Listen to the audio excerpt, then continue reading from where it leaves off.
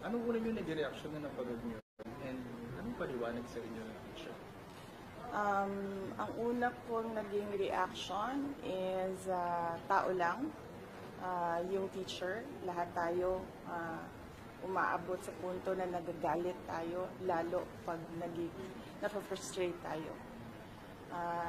This is especially true sa mga teachers dahil ang mga teachers natin hindi lang isa na tao yung kausap nila. Ang isang klase ay merong from 25 to 45, sometimes 55 students.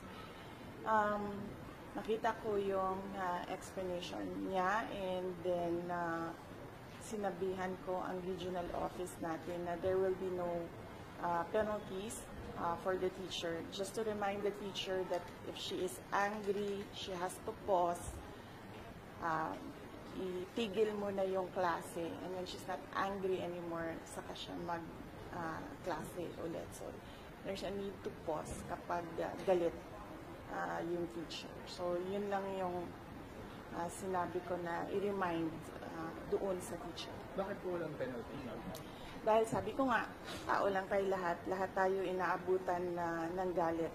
Ang dapat natin maintindihan ay kung anong gagawin natin kung tayo ay galit na.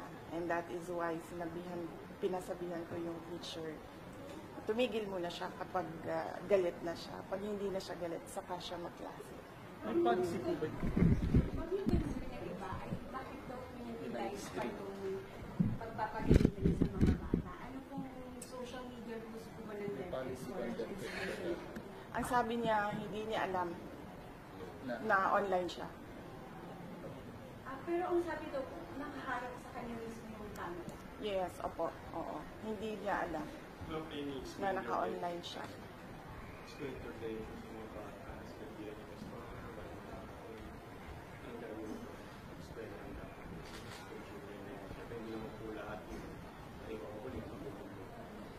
Yes, oo.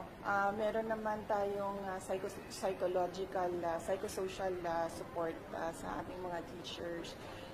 We have teachers that are trained for stress debriefing, lalo na sa ating disaster program. So, pwedeng itong gawin.